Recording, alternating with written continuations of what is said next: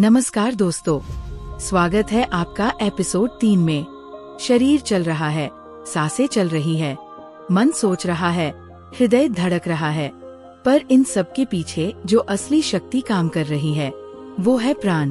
ब्रह्मचर्य केवल संयम नहीं है, वो ऊर्जा का संरक्षण है और उस ऊर्जा का मूल स्रोत है प्राण शक्ति। लेकिन सवाल ये है, प्राण क्या है? क्या ये सिर्फ सांस है या कुछ और गहराई से जुड़ा हुआ अस्तित्व? आज हम इस तीसरे एपिसोड में जानेंगे। प्राण क्या है, प्राण की मात्रा का क्या महत्व है और शरीर में इसका स्थान कहाँ है। ये वो ज्ञान है जो सिर्फ पढ़ा नहीं जाता, महसूस किया जाता है, जो शरीर से नहीं चेतना से जुड़ा है। तो आइए प्रवेश करें प्राण की दुनिया में और जानें उस शक्ति को जो न केवल हमें जीवित रखती है बल्कि हमें जागरूक बनाती है। शुरू करते हैं एपिसोड 3, प्राण की समझ। जब शरीर में से प्राण निकल जाता है तो शरीर मृत घोषित कर दिया जाता है। न प्रोटीन कम हुआ, न ऑक्सीजन रुकी, नहीं कोई अंग बाहर निकला। फिर भी डॉक्टर कहते हैं अब ये व्यक्ति जीवित नहीं रहा। क्यों? क्योंकि जो चला गया वो है प्राण। और जब प्राण नहीं है तो शरीर सिर्फ एक भौतिक ढांचा बनकर रह जाता है, मांस, हड्डी और रक्त का ढेर। क्योंकि जो चला गया वो है प्राण। और जब प्राण नहीं है तो शरीर सिर्फ एक भौतिक ढांचा बनकर रह जाता है, मांस, हड्डी और रक्त का ढेर। इसीलिए हम हर जीवित व्यक्ति को कहते हैं प्राणी। जैसे धनी जिसके पास धन है, बली जिसके पास बल है, प्राणी जिसके पास प्राण है। आपने सुना होगा ऑक्सीजन को कहते हैं प्राणवायु। क्यों? क्योंकि वही जीवन की धारा है, वही जीवन की चाल है और जीवन को नियंत्रित करने की प्रक्रिया का नाम रखा गया प्राणायाम। प्राण प्लस आयाम यानी प्राण की गति, दिशा और शक्ति को नियंत्रित करना। इसलिए जब हम ब्रह्मचर्य की बात करते हैं तो हमें केवल शरीर को नहीं, प्राण को समझना जरूरी है। क्योंकि ब्रह्मचर्य का उद्देश्य है प्राण की रक्षा, प्राण की शुद्धि और प्राण की वृद्धि। तो याद रखिए, बिना प्राण के शरीर केवल मिट्टी का ढांचा है। पर जिस दिन आप प्राण को जान जाते हैं उसी दिन आप जीवन को गहराई से जीना सीख जाते हैं। तो क्या है ये प्राण?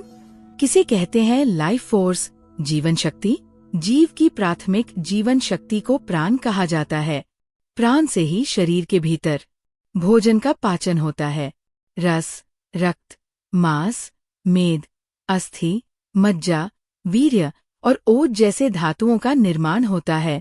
शरीर के सारे अपशिष्ट पदार्थ बाहर निकलते हैं। हमारा उठना, बैठना, चलना, बोलना, चिंतन, मनन, स्मरण, ध्यान, ये सब केवल और केवल प्राण के कारण ही संभव है। जैसे किसी कंप्यूटर में हार्डवेयर और सॉफ्टवेयर दोनों को चलाने के लिए विद्युत, इलेक्ट्रिसिटी जरूरी होती है, वैसे ही हमारे शरीर में भी प्राण शक्ति ही वह ऊर्जा है जो सब कुछ चला रही है। जैसे बिजली कम होने पर कंप्यूटर स्लो हो जाता है, वैसे ही जब प्राण में कमी आती है तो शरीर के सभी अंग, इंद्रिया, मन, हृदय और बुद्धि धीरे धीरे शिथिल, रुग्ण और असंतुलित हो जाते हैं। नतीजा ये होता है कि शरीर बन जाता है आलसी और प्रमादी, मन हो जाता है बेकाबू और ध्यानहीन, हृदय भर जाता है अवसाद, चिंता और आत्महत्या जैसे विचारों से, और बुद्धि बन जाती है धोखेबाज, विकृत और मंद। प्राण के बिना न कोई स्वास्थ्य है, न कोई स्थिरता, न कोई साधना और न ही कोई सच्चा जीवन। इसलिए प्राण को जानना और प्राण को जागृत करना ही सच्चे ब्रह्मचर्य की शुरुआत है।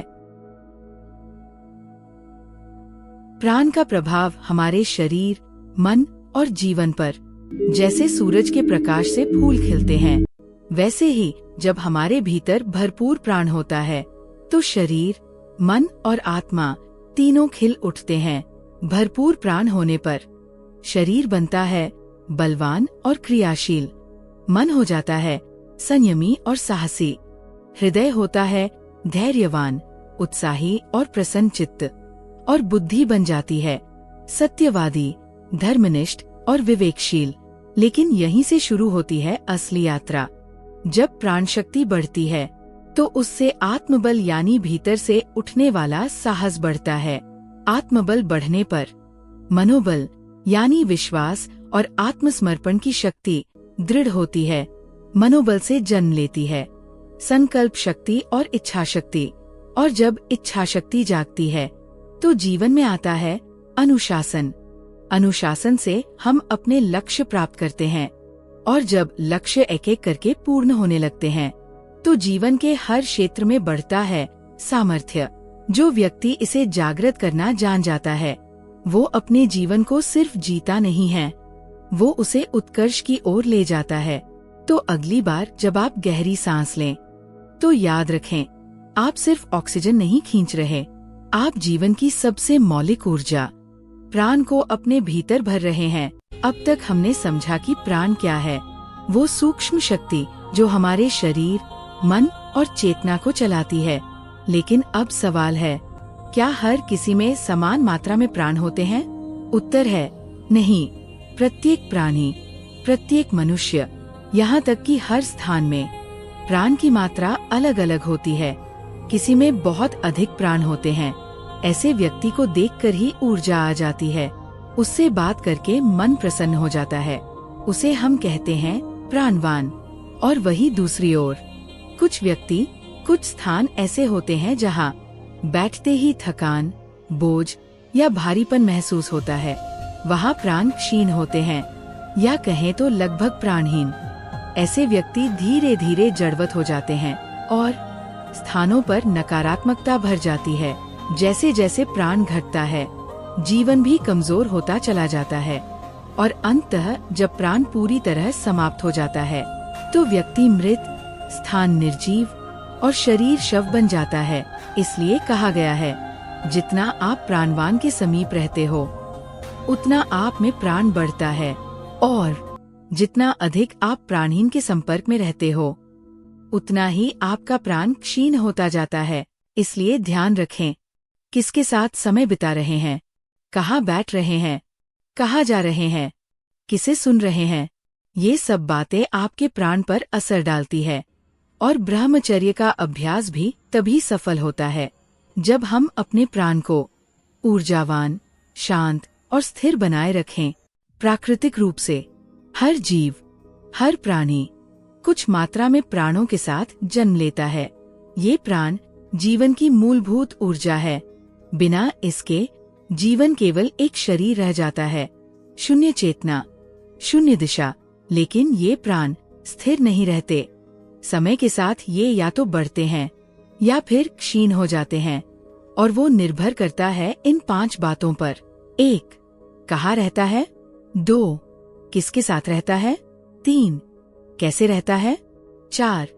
क्या खाता है? 5. और क्या करता है?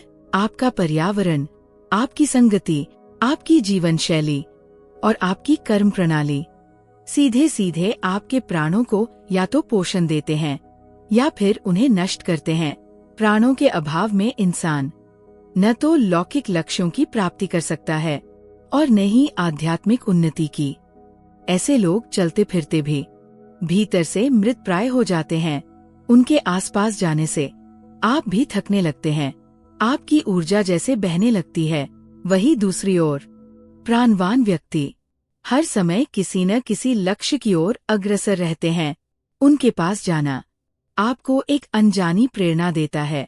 उनकी उपस्थिति से ही आपको उत्साह, सकारात्मकता और आनंद की लहरें महसूस होती है।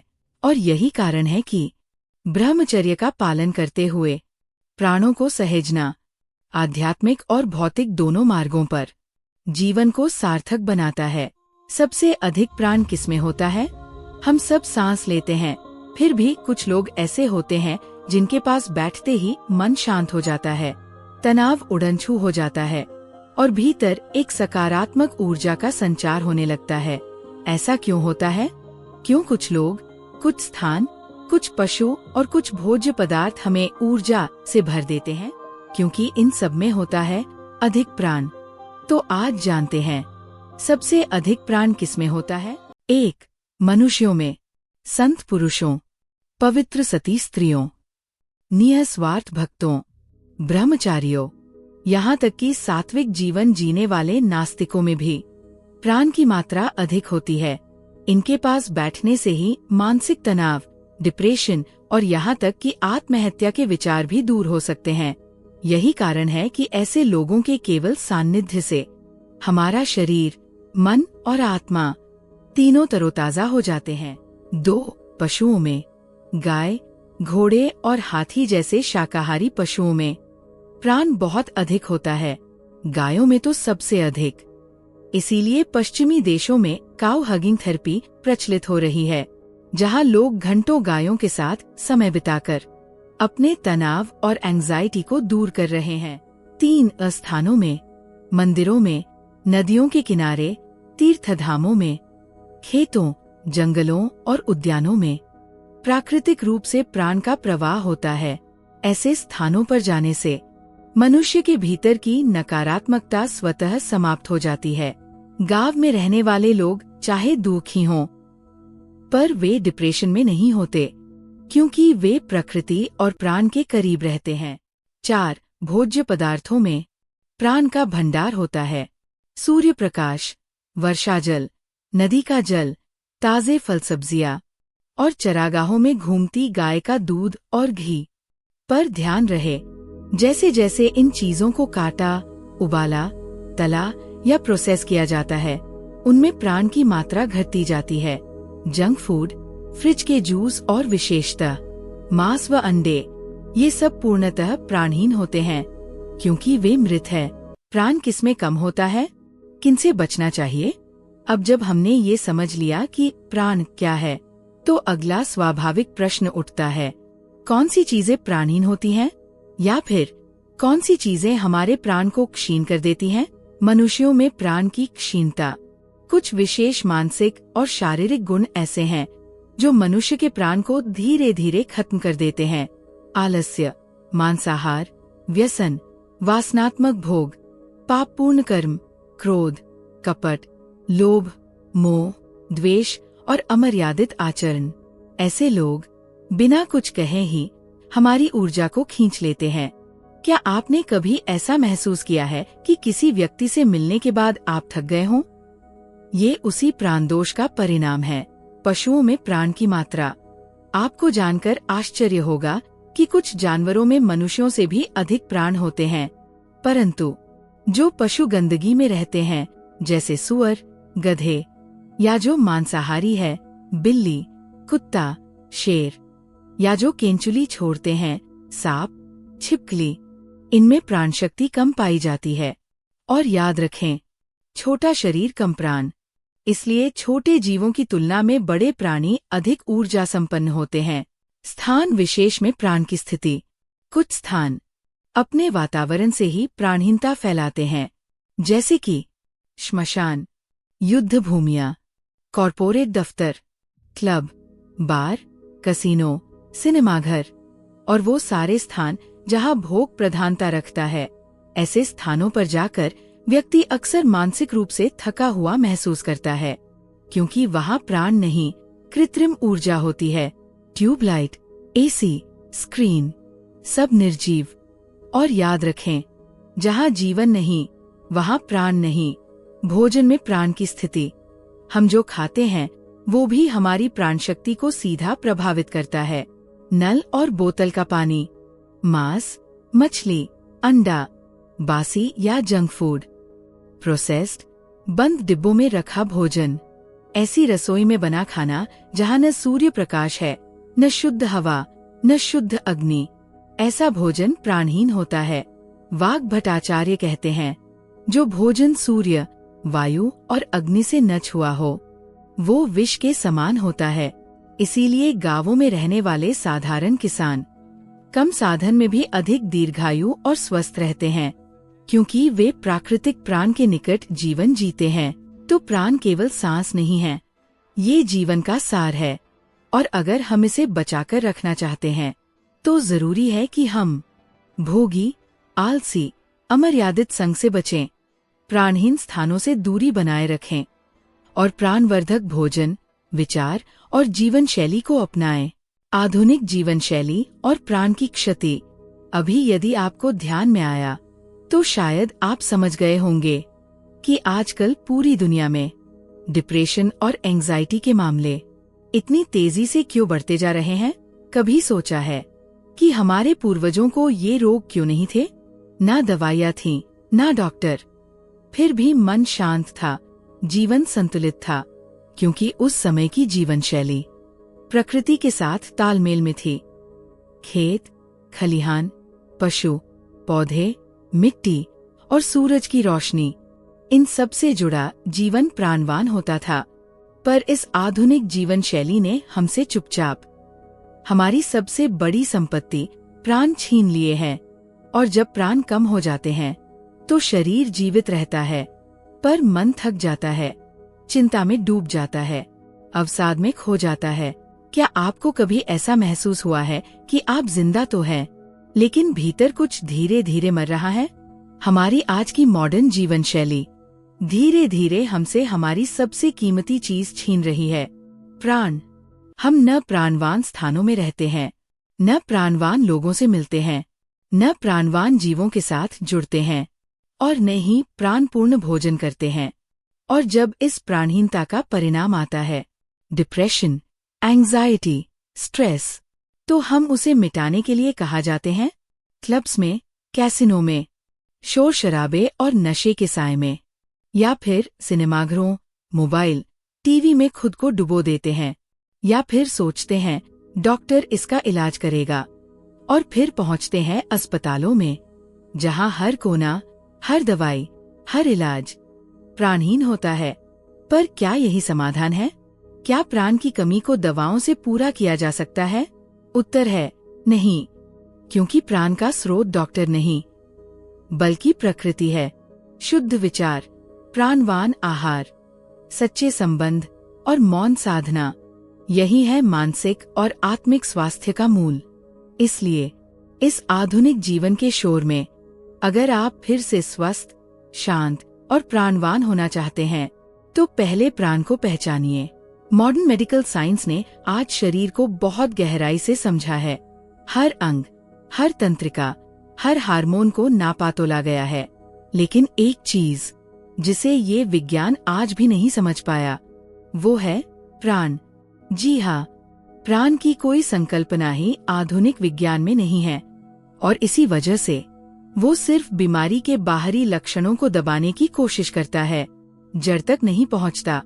मानसिक अवसाद हो या तनाव, एंजाइटी हो या चिड़चिड़ापन, इन्हें बीमारी मानकर दवाइयों से दबाने की कोशिश की जाती है।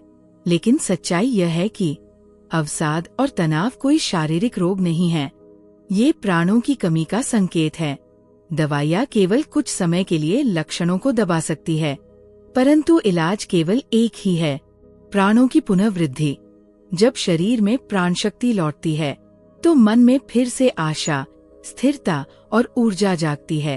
तो यदि आप या कोई अपना व्यक्ति अवसाद या तनाव से जूझ रहा है, तो सबसे पहले प्राणहीन चीजों का त्याग करें और प्राणवान जीवन शैली को अपनाएं। आप देखेंगे पहले ही दिन से सुधार शुरू हो जाएगा, क्योंकि समाधान दवा में नहीं, प्राण में है। प्राण को समझिए, उसे अनुभव कीजिए और जीवन को फिर से जीवंत कीजिए। तो अब तक हमने जाना प्राण क्या है और इसका हमारे जीवन में क्या महत्व है। पर अब एक बहुत गहरा सवाल उठता है, इतनी महत्वपूर्ण प्राण शक्ति आखिर शरीर में रहती कहाँ है? उसका संचय कहाँ होता है और किस रूप में होती है? सत्य यह है कि ये प्राण शक्ति हमारे संपूर्ण शरीर के कोने कोने में व्याप्त होती है। ये किसी एक स्थान पर बंद नहीं होती, बल्कि ये तो बहती है, फैलती है और हमारे हर कोश, सेल में सूक्ष्म रूप से उपस्थित रहती है। प्राण का संचय होता है शरीर के प्रत्येक कोश में। हर कोश में एक सूक्ष्म कंपन, एक ऊर्जा लहर, जो न केवल शरीर को सक्रिय बनाए रखती है, बल्कि चेतना को भी स्थिर रखती है। और अब प्रश्न आता है, वो किस रूप में विद्यमान रहती है? तो सुनिए, वो रूप है वीर्य। हाँ, वही वीर्य जो केवल एक शारीरिक द्रव्य नहीं है, बल्कि सूक्ष्मतम प्राणिक ऊर्जा का संचित रूप है। इसलिए भारतीय ऋषियों ने कहा, वीर्य की रक्षा ही प्राण की रक्षा है, और प्राण की रक्षा मतलब जीवन शक्ति का संरक्षण, और वही है ब्रह्मचर्य का मूल उद्देश्य। तो जब आप ब्रह्मचर्य का पालन करते हैं, आप केवल इच्छाओं का दमन नहीं कर रहे, बल्कि आप अपने भीतर की दिव्य ऊर्जा को अपने लक्ष्य की ओर मोड़ रहे हैं। यही प्राण का रहस्य है, और यही उसका स्थान है, हर उस जगह पर जहाँ जीवन है। तो आज हमने जाना कि प्राण क्या है, वो शरीर में कहाँ रहता है, और कैसे वह हर कोश में सूक्ष्म रूप से विद्यमान रहता है। हमने ये भी जाना कि इस प्राण का सबसे घनीभूत रूप क्या है, वीर्य। हाँ, वही वीर्य जिसे अक्सर सिर्फ एक भौतिक द्रव्य समझ लिया जाता है, लेकिन वास्तव में वह प्राण की सबसे शुद्ध, सबसे शक्तिशाली अभिव्यक्ति है। और अब समय है उस रहस्य के द्वार खोलने का, जो युगों से योगियों, तपस्वियों और ब्रह्मचारियों के मार्ग का आधार रहा है। हम बात करेंगे वीर्य का विज्ञान। अगले एपिसोड में जानेंगे क्या है वीर्य, वीर्य की 5 अवस्थाएं जिनसे ये ऊर्जा धीरे धीरे विकसित होती है। वीर्य का उद्गम स्थान, शरीर में वो स्थान जहाँ से ये ऊर्जा उत्पन्न होती है। वीर्य के 3 स्वभाव, स्थूल, सूक्ष्म और कारण। और वीर्य की 3 गति जो तय करती है आपकी चेतना की दिशा। यदि आपने आज का एपिसोड ध्यान से देखा है, तो अगला भाग आपके लिए एक गहन आंतरिक यात्रा की शुरुआत होगा, क्योंकि ब्रह्मचर्य को समझना है तो वीर्य को जानना अनिवार्य है। मिलते हैं अगले एपिसोड में, वीर्य का विज्ञान। जय ब्रह्मचर्य।